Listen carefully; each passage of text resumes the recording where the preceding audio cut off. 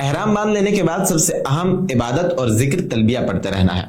مختلف روایات میں تلبیہ کے بہت سارے فضائل وارد ہوئے ہیں، جیسا کہ حضرت سہل بن سعد سے روایت ہے کہ رسول اللہ صلی اللہ علیہ وسلم نے فرمایا کہ جب کوئی مسلمان تلبیہ کہتا ہے تو اس کے دائیں بائیں تمام پتھر، درخت اور ڈھیلے وغیرہ سب تلبیہ کہتے ہیں، حتیٰ کہ زمین ادھر ادھر یعنی مشرق و مغرب سے مکمل ہو جاتی ہے۔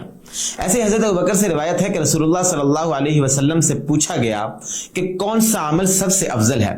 آپ نے فرمایا کہ تلبیہ میں آواز بلند کرنا اور خون بہانا۔ حضرت ابو ہریرہ رضی اللہ تعالیٰ عنہ سے روایت ہے کہ رسول اللہ صلی اللہ علیہ وسلم نے فرمایا جب کوئی تکبیر یا تلبیہ کہتے ہوئے آواز اونچی کرتا ہے تو اسے خوشخبری دی جاتی ہے۔ صحابہ نے پوچھا کہ اللہ کے رسول جنت کی خوشخبری؟ تو آپ صلی اللہ علیہ وسلم نے فرمایا ہاں۔ تو عزیزان من، بارگاہ الہی میں دست دعا دراز کیجئے کہ ہمیں بھی یہ سعادت حاصل ہو کہ ہم لبیک اللہم لبیک کہتے ہوئے حرم کو روانہ ہوں، اور اپنی ان دعاؤں میں ہمیں بالکل نہ بھولیے گا۔